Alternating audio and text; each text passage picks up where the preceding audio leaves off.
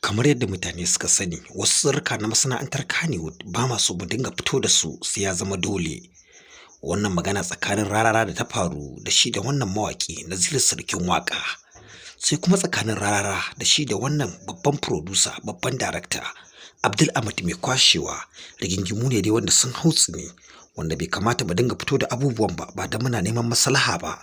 Ba don muna so don mu dinga tozarta tsakaninsu ba ne ko mu dinga zuzuta wutar rigimar.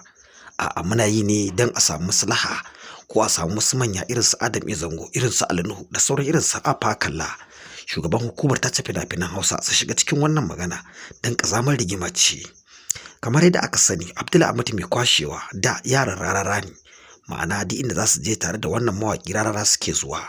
Akan rashin yin alkawari ko kuma rashin yin nan ba da tukuici ko alheri da ake yi wa mutane, Rarara baya yi a cikin gidan gwamnati idan an je a can Abuja kenan. Yan uwan Aisha Buhari a can baya wannan rigima tsohuwa ce amma yanzu ta ƙara hautsinewa. Yan uwan Aisha Buhari sai shi Abdul Ahmad mai kwashewa sai ya ɗauki kuɗi ya dinga basu, yana musu kaman irin empowerment haka ko kuma welfare. Sai suka ji daɗi, sai suka saki Rarara kuma sai suka kama shi Abdul Ahmad mai kwashewa, sai suka dinga mu'amala da shi. Haka Rarara dai ya ga cewa Abdul Ahmad mai kwashewa ya samu karɓuwa a wannan ɓangare. Kamar yadda kuke ji kenan, ana cikin haka kuma sai ya je ka samu karɓuwa duk wasu gwamnoni na arewa sai suka dinga mu'amala da shi. A nan suka haɗu da Yahaya Bello. Ne suka haɗu da Yahaya Bello, ma'ana gwamnan Kogi wanda a yanzu haka yake neman takarar wannan jam'iyya ta APC a nan Najeriya. Ma'ana ana cikin haka shi Rarara sai ya samu labarin cewa shi Abdul Ahmad mai kwashewa ya haɗu da Yahaya Bello sun fara mu'amala. Gaba ɗaya Kannywood sai ta koma wajen shi Abdul Ahmad.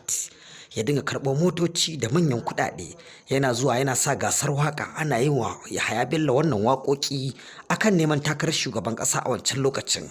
Ana cikin haka sai gaba ɗaya Kannywood ɗin ta dawo wajensa, wanda aka dinga ɗauko mota tireloli na abinci ana ba wa shi wannan dai Abdul Ahmad mai kwashewa. Ana haka sai Rarara ya fuskanci cewa Kannywood ta juya masa baya, shi ma sai ya ɗauko motoci ya fara kyauta irin yadda yake ɗaiɗaiɗaiɗai ɗin nan. An ba wa Ado Gwanja mota, an ba wa Nazifa Asnanik mota, duk ta hannun Abdul Ahmad mai kwashewa. Akwai ita kanta Hajiya Ahmad ɗin, Abdul Ahmad ya bata mota. Ba za a iya lissafa mutanen da Abdul Ahmad ya ba mota ba sakamakon wancan abun da Rarara ya riga baya yin alheri a can gidan gwamnati na tarayya, wanda shi Abdul ɗin ya rabauta da abubuwan da su kuma ƴan uwan Aisha Buhari suke so. Suka ja shi a jiki har gwamnoni suka ga cewa wannan mutum ne wanda ya kamata su yi mu'amala da shi don ya kawo musu soyayyar mutane a cikin zukatansu a Najeriya gabaki ɗaya. Ana cikin haka wannan rigima kuma ta Naziru Sarkin Waƙa da ta kuma Rarara waƙa ce ta jawo ko kuma ɓangaren jam'iyya. Wannan yana wannan ɓangaren, wannan yana wannan ɓangaren, ba don mun ƙarasa wancan rigimar bayanin ba. Abin da yake faruwa shi Naziru Sarkin Waƙa ana ganin irin salansa daban, ba mutum bane wanda yake raba motoci kamar da shi Rarara yake raba motoci a cikin masana'antar Kannywood da kuɗaɗe. Amma an samu cewa da ya ba wata jaruma da ta zage shi ma'ana mota da kuma wasu da dinga ba wa kuɗaɗe, amma inda ya ba da tsantsar kuɗi ne a wannan lokacin shi kuma Rarara ya fi Naziru Sarkin Waƙa. To ana ganin bambancin cewa Naziru Sarkin Waƙa shi mutum ne na jihar Kano, ɗan Kano ne, kamar ƙabilanci ake nunawa. Shi kuma Rarara ya zo ne daga jihar Katsina, amma zamansa da sauran waɗanda ya aura ma a jihar Kano suke. Ana cikin haka sai wannan abin ya ɓalle, ake ganin cewa ya kamata Naziru Sarkin Waƙa tunda yana ɓangaren Sarki Sunusi, sarki ne ma ya bashi wannan shugabanci, ya zama Sarkin Waƙa bayan ta Kannywood da yake da sauran abubuwa da yake na faɗakarwa, wanda shi kuma Rarara ɗin ya nisa a ɓangaren siyasa. Haka dai ƙalubale ya dinga faruwa ɗaya bayan ɗaya a cikin masana'antar Kannywood.